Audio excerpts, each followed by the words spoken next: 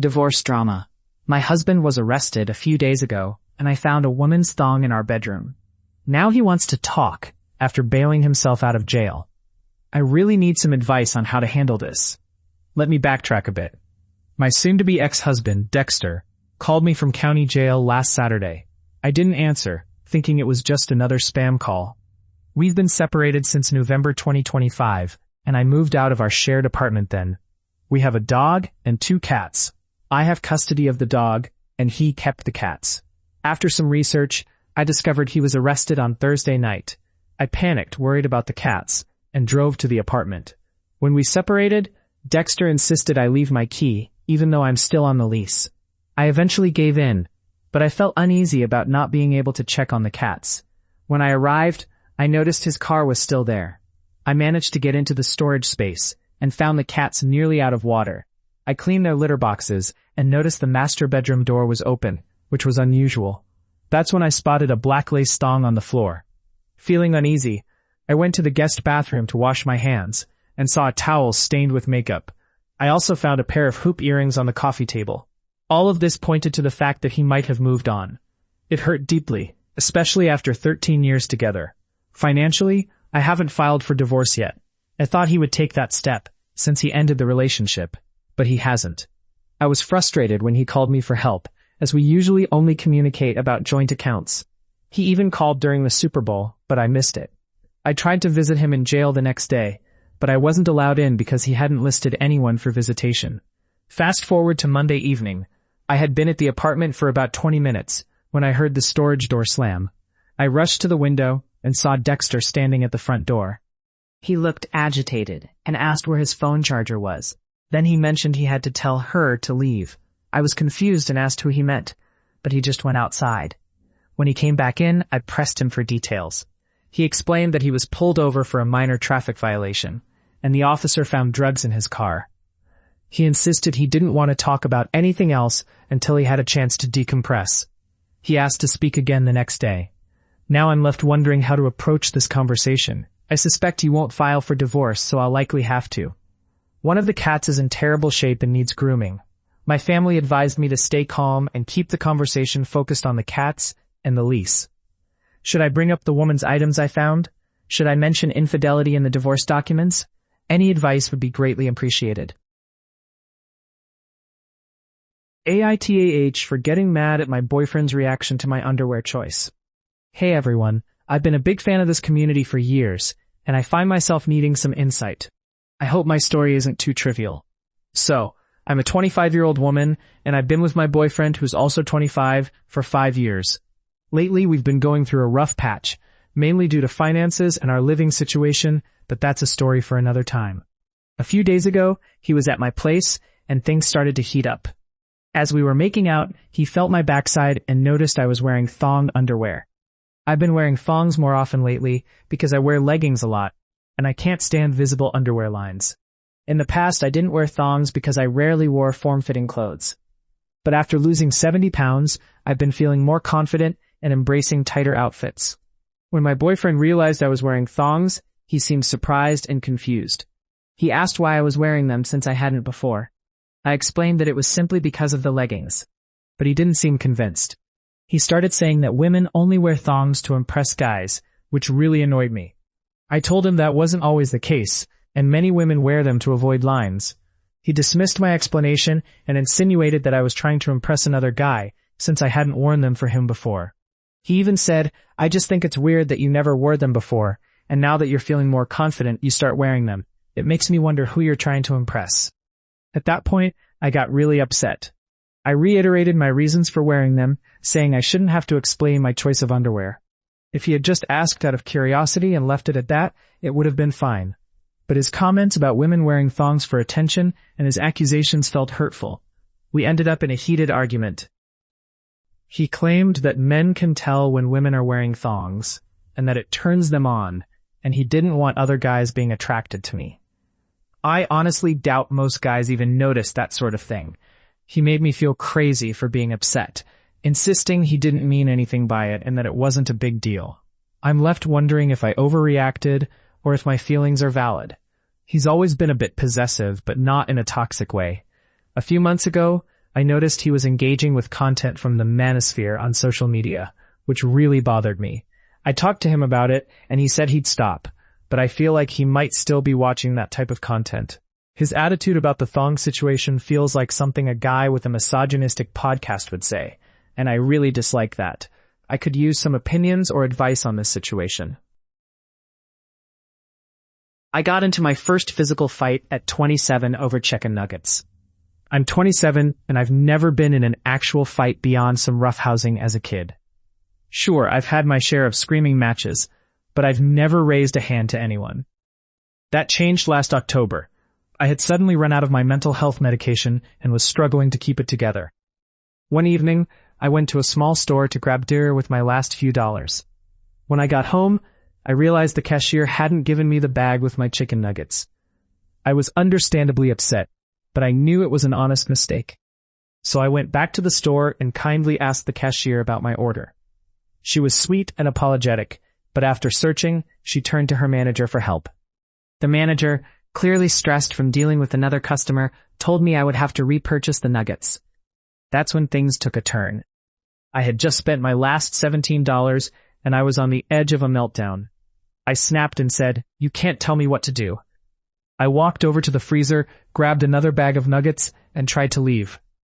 The manager grabbed not just the nuggets, but my keys. In a moment of pure frustration, I turned around and we both started yelling.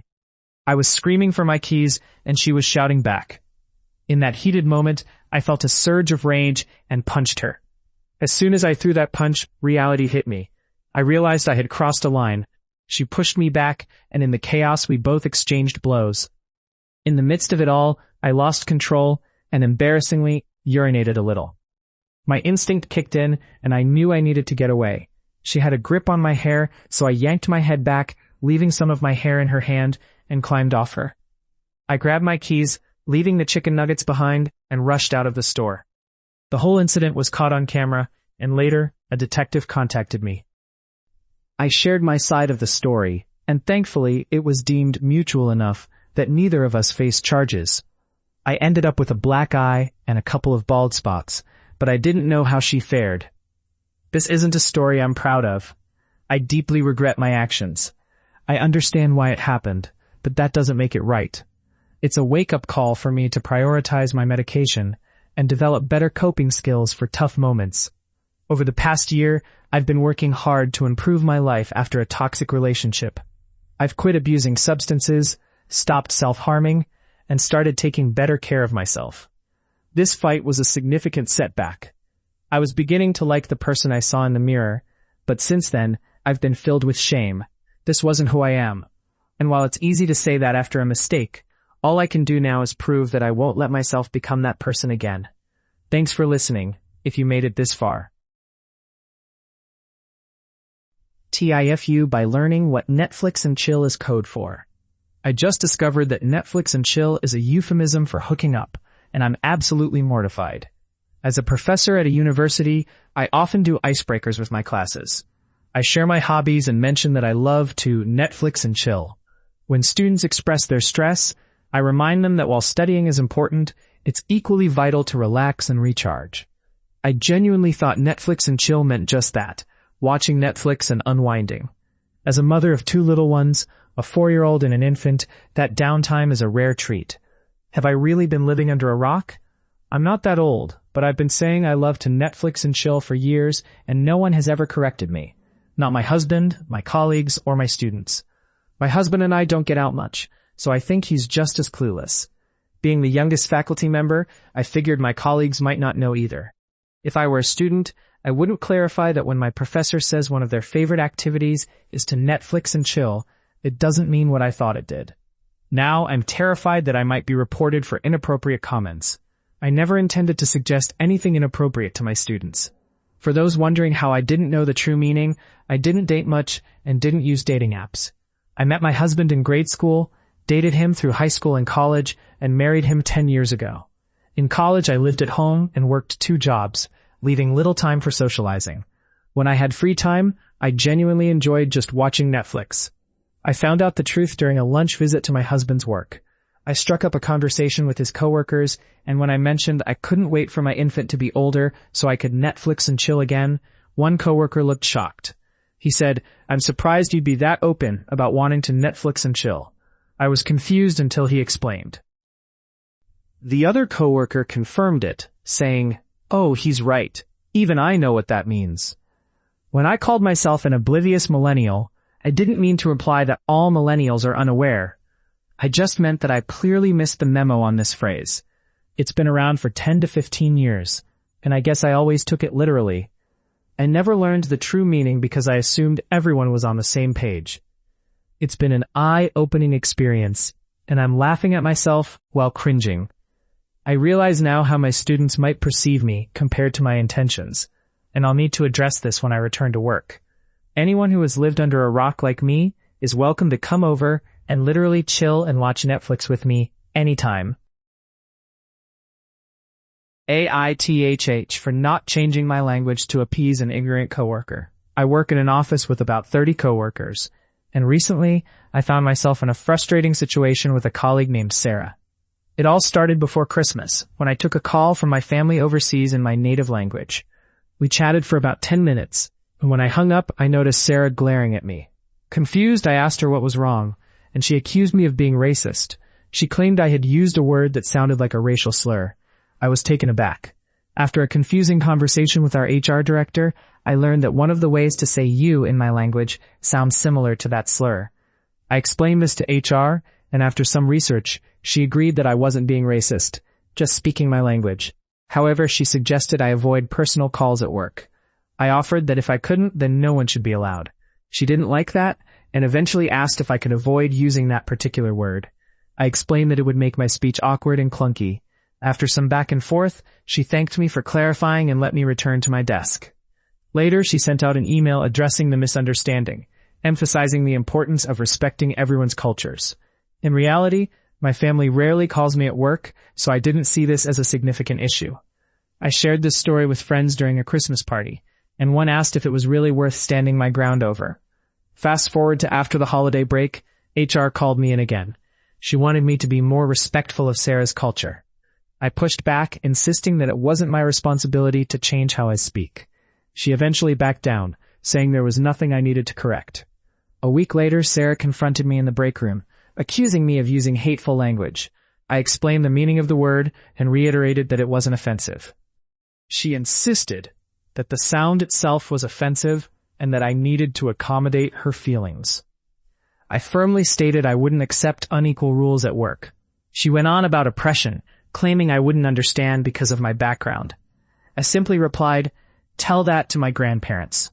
Later that day, HR sent another meeting request, but I responded that I would involve my lawyer if it was about Sarah. The request was quickly canceled. Most of my coworkers seem indifferent to this drama, but Sarah and HR continue to stir the pot. I'm left wondering if I'm the one in the wrong for standing my ground. My boyfriend of 3 years is using Tinder, claiming to be looking for friends and hangouts. A few days ago, a friend called me, asking if I knew that Dave was on Tinder. I was shocked, especially since we've been living together and happily planning our future. My heart sank as she told me about his profile. It said he was looking to make new, exciting friends and would be willing to travel for fun. What hurt the most was his choice of pictures. None included me, despite us having countless photos together. One picture showed him at the beach, shirtless, wearing a tiny thong I had jokingly given him, and I noticed he cropped me out.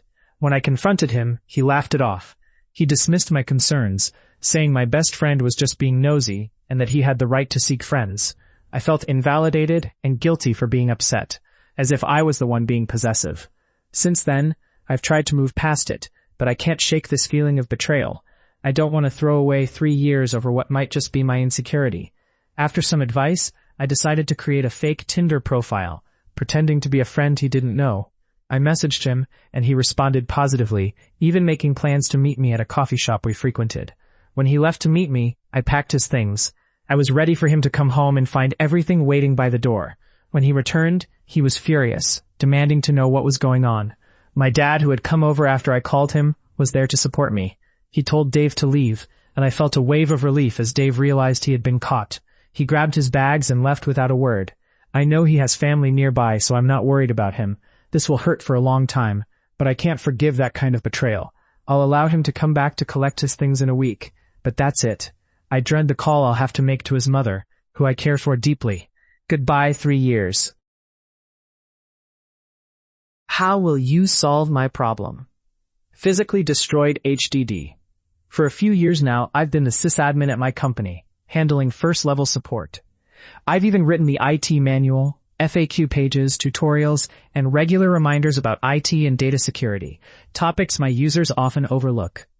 One of the crucial parts of our compliance policies is that we must physically destroy any storage devices we decommission. We back up our file servers daily, but we don't back up anything on the workstations. I remind my users about this regularly, especially when we issue new devices. So when my phone rang one day, I knew it was probably an emergency. "Hi there, what can I do for you?" I answered. "I need you to grant me access to a file right now. The CEO needs this report." I felt a twinge of frustration. "I'm sorry, but I can't give you access over the phone. Compliance policies require proper documentation and approval." "This is ridiculous. I had access before. You took it away." I couldn't help but think how absurd that sounded. "I'm really sorry, but I don't even know what you mean by access to that file. We organize access by folders. Can you tell me which folder it's in?" "Don't you listen? I need that file. Do something." "Again, I'm sorry, but it won't work this way. This is stupid. I'm coming down to you." She slammed the phone down. 15 minutes later, she stormed into my office, huffing and puffing, shoving a binder filled with color-printed screenshots in my face. "See? I had access. I need it now." I glanced at the 300 pages of printed screens from our CRM. She had printed every single menu option. "From what I see here, you're trying to access a file from My Documents. Those are local files on your PC.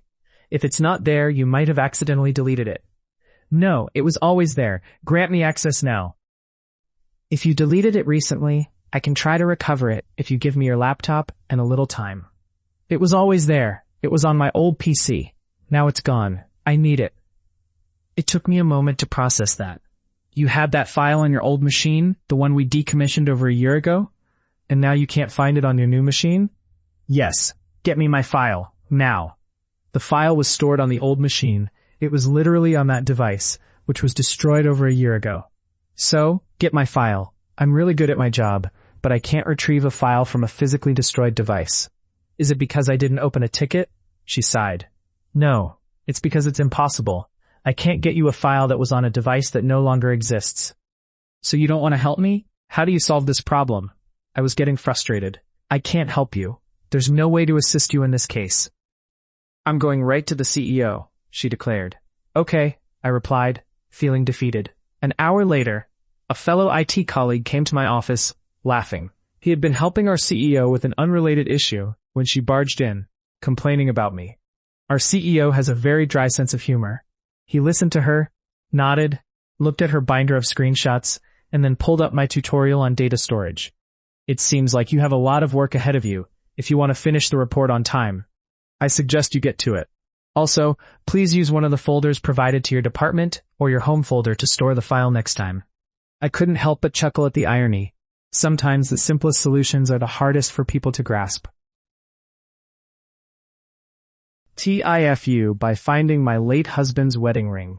This happened last weekend, but to understand the full story, I need to take you back 13 months. My husband passed away several years ago, and I used to wear his wedding ring on a cord around my neck. I rarely took it off. In December 2024, I went to the mall and removed it while trying on dresses. Later that day, I noticed the necklace was missing. I searched everywhere, my house, my car, my closet, but it was nowhere to be found.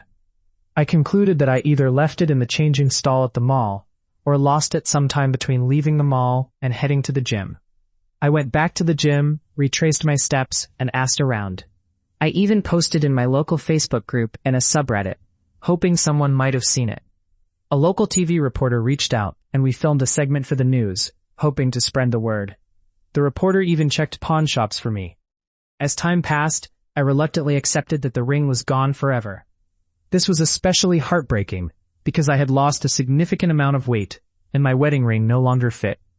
I had to stop wearing it for fear of losing it as well. Last weekend marked what would have been our 11th wedding anniversary. I thought about the ring and realized after 13 months that there was little chance it would be returned. If someone had found it back then, they likely decided to keep it. If it was found now, who would know how to return it? I was feeling pretty low. The next day, I accidentally backed into a parked car, which only added to my frustration. My birthday was the following day, and ever since I reached the age my husband was when he passed, I've struggled with celebrating. So, between our anniversary, the car accident, and my upcoming birthday, I was really not in a good place last Saturday. My cat was eager for attention, so I went into my walk-in closet, which I had turned into a play area for him. While we were playing, he chased something into my clothes. Suddenly, a dress popped out, and from it fell my husband's wedding ring. I lost my mind. I started shaking and shouting, "Oh my God, oh my God!" My brother, who lives with me, heard the commotion and rushed in, unsure if I needed help or a hug. Once I calmed down, I explained that I had found the ring. I called my kids to share the news, and just like that my day turned around.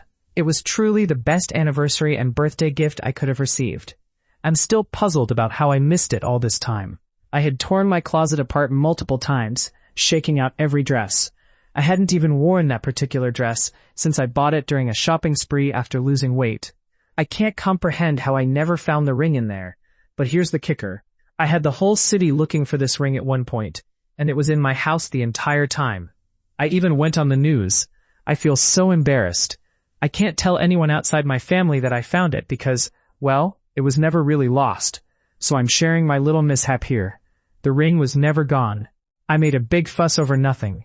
I found it in my closet last weekend, and now I can't share the story without feeling a bit foolish. My brother ruined everything for us because of his carelessness. I don't even know where to start. I'm on the verge of breaking down right now. We've had this trip planned for almost a year, a week in France. We had a hotel booked in Nice, activities lined up, and my dad has been talking about it nonstop. Most importantly, I have an online friend in Nice, and we were so excited to finally meet up. Now that might be ruined, and I can't even bring myself to respond to her. This morning was already stressful because my 21-year-old brother couldn't wake up. My parents had to go into his room multiple times to get him up after he stayed up late on Discord. I was already irritated, but I thought we'd be fine. We drove 2 hours to the airport and arrived just an hour before boarding, which made me anxious. Then, as we were going through security, my brother realized he forgot his passport. He remembered it right as we were about to pass through. After we had checked in our luggage, and my aunt had already left, I felt my heart drop. At first we thought maybe he accidentally packed it in his checked bag. So all three of us started tearing through our carry-ons right there in the airport, while everyone stepped around us. My dad ran back to the counter to see if they could retrieve the checked luggage, but they said it wasn't realistic in time. We were stuck at the airport with no passport and no ride. I had to call my aunt and ask her to turn around and come back to get us. My voice was cracking the whole time. I felt so embarrassed standing there with all our stuff, knowing we missed our flight because my brother couldn't be bothered to check for the one document he needed to leave the country. We missed our boarding time, and every minute felt like torture. We waited in silence for our luggage to be returned, which wasn't in there, and then we drove 2 hours back home in silence while I cried quietly in the back seat. When we got back, we thought his passport would be on his dresser or something, and we could just pick it up and go back, right? Nope. We tore the house apart for hours. I searched everywhere, even through random piles of mail. My dad and I were frantically looking, while my mom was on FaceTime at work trying to think of places it could be. And it was nowhere to be found. My brother? He looked for maybe 15 minutes and then just gave up. He slouched around saying, "I don't know where it is." While the rest of us were searching everywhere, he went to use the bathroom, and I heard him scrolling through social media. It felt infuriating. He had potentially cost us thousands of dollars and ruined a trip we'd been planning for a year, and he barely seemed to care. He had no idea where it was or when he last used it. He even tried to blame my mom because she cleaned his room months ago. But we all remembered asking him just a week ago if he had everything ready, and he assured us he did. I was also frustrated with my dad because he knows how forgetful my brother is. He can't even wake up on time for his job. Why didn't he make him show the passport the night before? Why wasn't he more on top of it before we left the house? Now, everything is up in the air. The flight is missed, the hotels in Nice are booked, and there's still no passport. I don't even know if we're going anymore. I've been stressed all year, and this was supposed to be the one thing I was looking forward to. Just like everything else, it feels ruined.